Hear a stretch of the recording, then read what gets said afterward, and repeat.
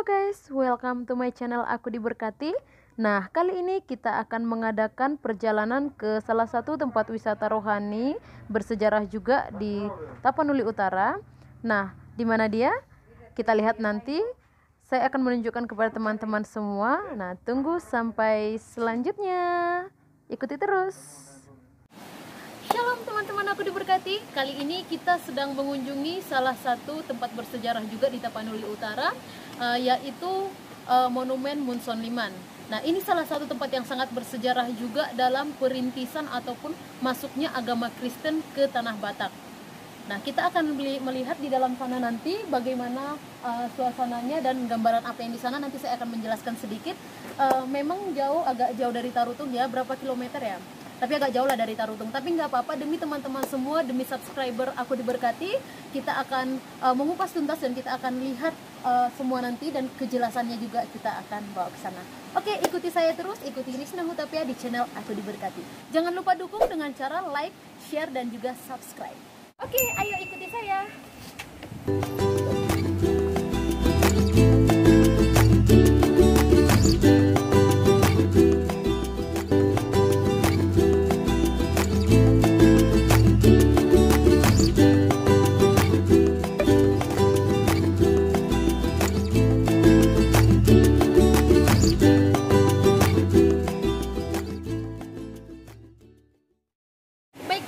Saat ini kita sudah sampai ya di Memorial Martir Henry Liman dan Samuel Munson. Nah teman-teman, ini adalah salah satu sejarah di mana Henry Liman ini dan Samuel Munson ini datang ke Indonesia pertama sekali ialah di Sibolga, dan untuk membawakan agama di Tanah Batak ini. Mereka mendengar bahwasanya orang-orang Batak itu dulunya tidak mengenal yang namanya agama. Orang-orang yang memiliki kepercayaan animisme ataupun kepercayaan kepada leluhur. Nah, jadi maka dari itu mereka datang ke sini dengan niat baik untuk memberitakan Injil kebenaran firman Tuhan, untuk memberitakan bahwasanya Tuhan itu ada kepada bangsa Batak. Nah, itu adalah janji mereka dengan Tuhan, itu adalah nubuatan yang diberikan kepada mereka. Nah, hingga mereka sampai di salah satu daerah yaitu Lobu Pining ini. Ini Monumen Munson Liman ini tepatnya di Desa Lobu Pining, Kecamatan Adian Koting, di Tapanuli Utara juga ya, masih sekitaran Tarutung juga. Nah, padahal di saat mereka datang membawakan agama Kristen, ingin memberitakan kebenaran agama ke Tanah Batak ini, terjadi kesalahpahaman antara orang-orang Batak dengan kumpulan mereka ataupun kumpulan kecil mereka. Karena mereka yang datang ke sini ialah Munson Liman, ada beberapa orang polisi yang mengawal mereka, dan juga ada tukang masak dan ada translator juga. Nah, di saat mereka datang ke sini terjadi kesalahpahaman dengan orang Batak karena masih zaman-zaman penjajahan dulu. Oke, masyarakat Batak berpikir bahwasanya mereka adalah penjajah yang ingin menjajah Indonesia kembali, ataupun orang-orang luar yang datang untuk menjajah ataupun mengganggu ketentraman Tanah Batak. Nah, maka dari itu mereka pun membunuh ya Munson dan Liman tanpa tahu apa maksud dan tujuan mereka datang kemari. Nah, tetapi setelah daripada itu, setelah disadari bahwasanya maksud dan tujuan mereka adalah baik, dan mereka membangun sebuah monumen di sini, dan kita akan melihat nanti gambar-gambar di sana ya. Di sana semuanya dijelaskan. Oke, ikut kita masuk ke dalam dulu, kita lihat bagaimana penjelasannya di sini ya.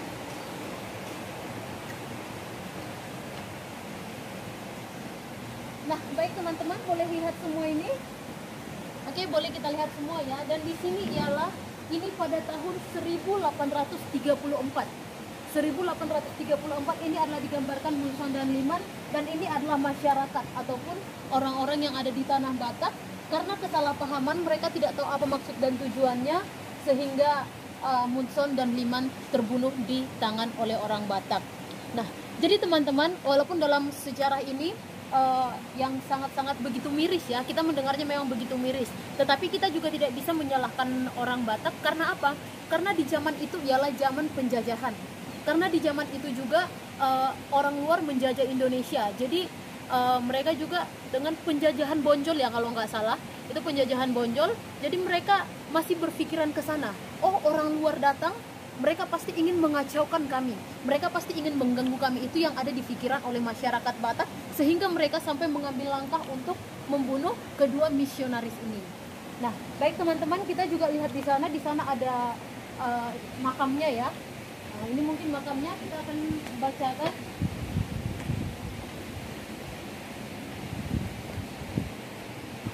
Oke, di sini ada salib ya. Ini apa itu? Zar Erenirung Amerikani. Ini saya nggak tahu bahasa apa ini. Oke, tapi di sini dibuat Henry Liman dan Samuel Munson tahun 1834. Mudar Nihalak Martir Ido apa ini? Bohini Huriani Tuhan Yesus katanya.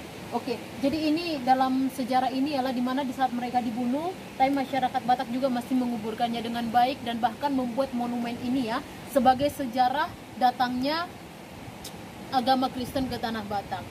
Nah, jadi dulunya di tanah Batak ini kepercayaannya itu ialah mereka yang percaya kepada nenek moyang ataupun leluhur, dan mereka lebih mempercayai penyembahan-penyembahan berhala ya, dan mereka tidak mengenal yang namanya agama.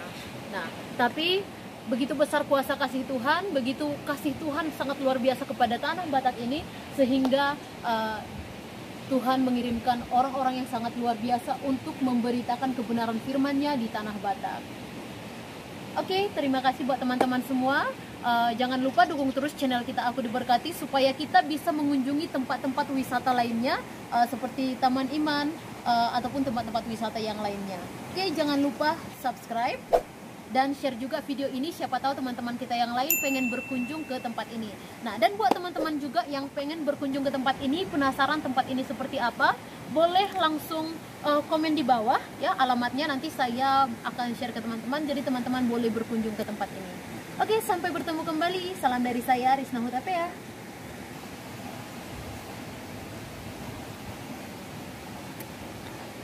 Ini ya, Mudar Nihalak Martin Ido Bohini Huria Tuhan Yesus.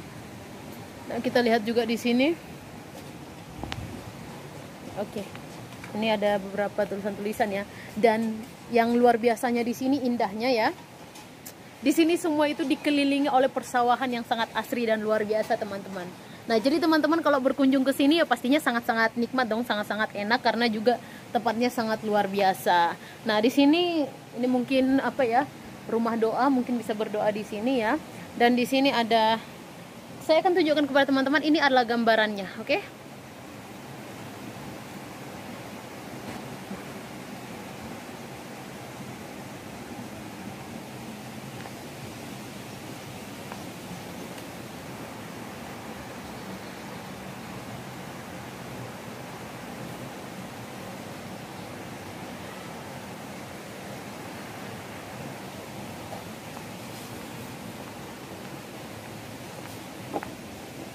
Oke, dan di sini juga teman-teman, kalau teman-teman berkunjung ke sini ingin meninggalkan kenang-kenangan di sini, boleh juga dengan cara membuat nisan seperti ini ya. Wisata Rohani Anak Sidi HKBP Tomuan tahun ajaran 2016-2017. Kamis 11 Mei 2017 ya ini. Rombongan wisata rohani Perguru Malua 19 HKBP Simbolon Sabtu 25 Januari 2020. Ini masih baru ya, 25 Januari. Ini juga ada kunjungan rohani Perguru Malua HKBP Sinaolon 2017 21 Januari 2018 ya. Dan ini juga reuni SPRA RSU Tarutung angkatan 1973 dan 1978 Pastina Pitupulu tanggal 21 September 2017. Ini wisata rohani seluruh anggota jemaat penatua GKPI Resort Sidikalang 2 pada hari Senin 17 April 2017. Pendeta Simon Aka Manurung STH JAM Jonathan Sitinjak. Nah, dan ini juga wisata rohani RNHKBP Resort Mandala 1 Monumen Munson Liman 7 Juni 2019. Nah, dan di sini juga ada kunjungan Punguan Amah HKBP Resort Depok Timur 2012.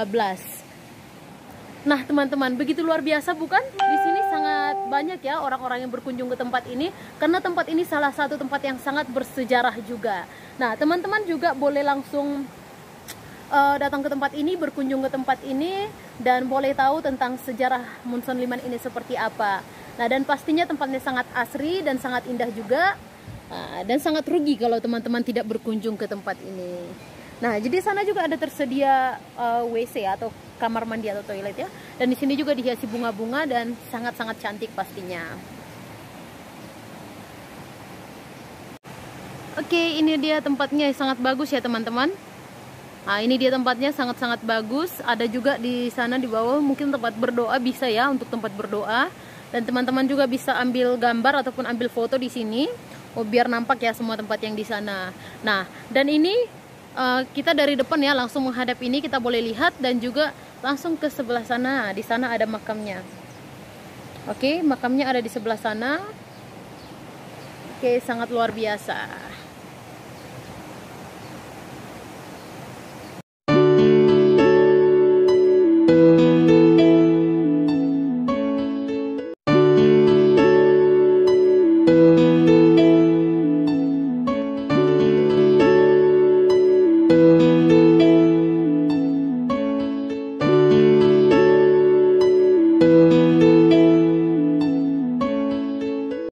Di gejolak Prang Bonjol, Prang Padri, di sido ada visi misi mau mengislamkan Tanah Batak sebenarnya. Bahkan hewan ternak peliharaan B1, B2, anak yang lahir laki-laki dibunuh, mayatnya bergelimpangan begitu saja.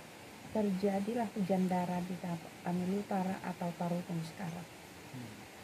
Di situ melihat keganasan dari penjajah pada saat itu, maka Raja-Raja Siopak Pisoran membuat suatu musyawarah besar di Ruas Lindung. Kesepakatannya, kalau hidungnya mancung, kulitnya putih, bahasanya tidak seperti bahasa kita atau tidak bahasa daerah, maka itulah ciri khas penjajah yang akan masuk ke daerah Tanah Batak atau Bangso Batak.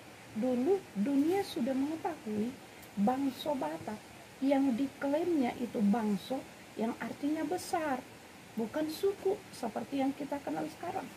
Dengan itulah maka utusan dari opung kami Raja-Raja Siopak Pisoran, opung Raja Panggalame Margalumban Tobi, diutus dari Ruras Lindung untuk menjaga penjajah yang datangnya dari Tapanuli Tengah atau dari Pelabuhan Besar Barus. Dengan naik kapal SS Duncan, Henry Liman berlayar diutus sending gereja baptis dari Boston menuju Batavia, dan dari Batavia menuju Bengkulu dengan naik kapal Mederika, bergabung dengan serdadu-serdadu Belanda, melanjutkan perjalanan dari Bengkulu ke Padang, dan dari Padang ke Pelabuhan Besar Barus, dari Pelabuhan Besar Barus menyeberang ke Pulau Poncan, dan dari Pulau Poncan menyeberang kembali ke daerah Tapanuli Tengah atau Sibolga, dan start berjalan kaki mulai dari Poriaha, Pagaran Baringin, Sigarupu, Sitapayan, Pagaran Lambung, dan tibalah di desa kami ini. Dulunya tempat opung kami bermukim, Lobusi Sakak namanya, di belakang gereja HKBP itu, dan sekarang itu sudah menjadi perkebunan warga. Dan kemudian di setiap saat selalu diutus pengawal opung kami di pintu gerbang masuk ke Lobusi Sakak untuk ditanyai apa tujuan mereka melintasi desa itu. Henry Liman dan Samuel Munson membawa satu orang penerjemah bahasa, namanya Datuk Mangkutum. Dia pintar berbahasa Batak, pintar berbahasa Inggris. Saat itu opung kami Raja Panggalame sama sekali tidak mengerti bahasa Inggris. Tapi pada saat itu opung kami juga belum menganut yang dinamakan agama, hanya sejenis agama suku, yaitu ajaran agama tradisi yang dinamakan Soba Marhula-hula, Mana Mardonga Turu, Elek Marboro. Itu dokumentasi dari raja pada zaman dahulu. Ketepatan yang pertama melapor ke raja yaitu peterjemah bahasa yang dibawa. Laporan dari peterjemah itu tidak usah banyak tanya raja, kodok yang akan merusak adat sekaligus akan merampas warisan nenek moyang kita. Nanggudak suku umur raja. Mendengar itu pun kami terdiam. Kalau begitu kamu kembalilah ke Sibolga. Disuruhlah pulang pengawal yang pertama melapor tadi. Kemudian tidak terlepas kalau kedua pendeta ini harus juga disuruh melapor. Dengan wajah yang berseri sekaligus menunjukkan Alkitab seperti yang direlip. Ini kedatangan kami katanya, menunjukkan Alkitab itu. Tapi pun kami masih menganut animisme. Dia tidak mengerti isi Alkitab itu sebenarnya apa. Dengan itu opung kami spontanitas bertanya kepada kedua pendeta, ngapain kalian datang ke daerah kami ini? Jawabannya, Horas Dame Madihamu. Mendengarkan kata Dame Madihamu, opung kami sepertinya sedikit heran. Kok kita berdamai? Kan nggak ada perselisihan. Kenapa kalian bilang kita damai? Kita kan nggak ada perselisihan. Keadaan pada saat itu di Rura Semindo ganasnya perang bonjol atau perang padri. Sekali lagi saya tanya, ngapain kalian kalian? Horas raja. Itu jawaban kedua pendeta. Kenapa horas-horas aja jawabmu? Duduk biar sopan caramu menghadap raja. Kedua pendeta ini tidak mengerti, semakin berdiri tegak. Disuruh duduk malah berdiri tegak. Sekali lagi saya tanya, ngapain kalian datang melintasi daerah kami ini? Dibuka oret-oretnya, kedua pendeta itu membuka oret-oretnya. Langsung dijawab, Mohop situtu rohanani marnidamu. Yang translate Amerika sampai sekarang, Mohop itu las. Las yang artinya kami senang bertemu dengan kalian. Las rohanami pajuk pangratana. Itu tujuannya. Di daerah kami sini kalau disebut Mohop naik, yang artinya sudah ada fighting, sudah berapi-api ke amarah seperti itu. Mendengar itu langsung kami memerintahkan ke pengawalnya, tangkap, giring ke Onan sana. Ini dulu Onan Hariara, yang tradisi di daerah ini setiap ada masalah selalu diselesaikan di Onan supaya dilemparkan kepada halayak ramai, tidak diambil keputusan pribadi atas musyawarah bersama. Dan sampai detik ini tempat ini namanya Hariara, yang dulu asal mulanya Onan Hariara, yang tempat setiap yang bersalah diselesaikan atau didamaikan. Sampai di Onan Hariara ini, raja bertanya sama semua paranya, apa hukuman kita bikin kepada mata-mata ini? Katanya Mohop rohana marnidahita. Dengan sorak-sorai semua menjawab, bunuhlah. Karena kenapa Mohop rohana marnidahita?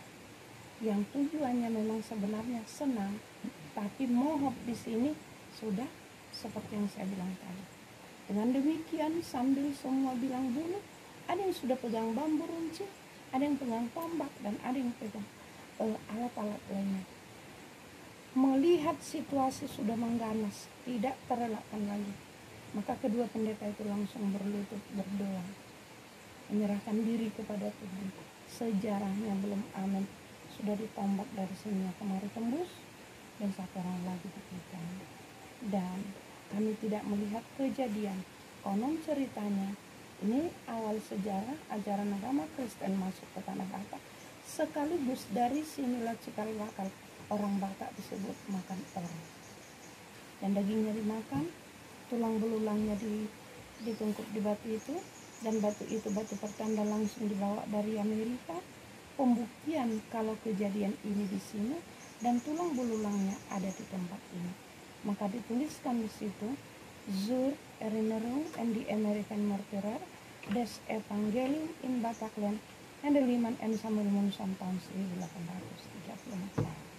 Dengan itulah diadakannya di sini relief sebagai alur perjalanan kedatangan Henry Liman dan Samuel Munson dan tulang belulangnya ada di sini. Kalau ada tempat yang lain selain dari tempat ini dibuatnya menjadi tempat wisata Monson Liman, itu kembali saya utarakan itu tidak benar. Yang benarnya hanya satu-satunya di tempat ini. Walaupun sangat sederhana, namun inilah aslinya. Kalaupun direkayasa di lain tempat menjadi indah dan sebagainya, kalau itu bukan tempat yang sebenarnya. Yang sebenarnya tempat yang sangat sederhana ini. Ini namanya sampai detik ini Hariara, dan inilah dulu Onan Hariara itu. Onan tempat orang berjual beli sistem barter. Hanya satu batang pohon beringin besar, disitulah sistem barter. Tidak ada bangunan yang elit di tempat ini. Itulah pada tahun 1834 sejarah. Nah, baik teman-teman, aku diberkati. Saya sangat berharap kepada teman-teman semua ya, supaya teman-teman selalu bisa mendukung channel kita, supaya kita bisa lebih lagi menjelajahi tempat-tempat bersejarah, terutama tempat-tempat wisata rohani pastinya, untuk selalu kita buat di channel kita, aku diberkati. Nah, dan di sini juga saya juga mempromosikan kepada teman-teman semua supaya teman-teman bisa mengunjungi tempat ini. Yang pastinya tempat ini sangat-sangat luar biasa, sejarahnya yang sangat-sangat kita dengar luas ya di mana-mana, di mana pertama sekali agama Kristen dikenalkan ke tanah Batak ya di tempat ini. Nah, dan ini dia monumennya. Nah, tempat-tempat ini sangat-sangat indah, sangat asri pastinya, dan teman-teman juga bisa berkunjung ke sini, membawa teman, pacar, bahkan saudara-saudara teman-teman untuk dibawa ke sini. Contoh ya, teman-teman dalam sekolah juga bisa rame-rame datang ke sini, berkunjung ke tempat ini, dan sama-sama kita mengembangkan wisata-wisata yang ada di Tapanuli Utara. Karena apa? Tapanuli Utara pastinya hebat dan luar biasa. Kita dukung terus supaya semakin maju dan semakin sukses.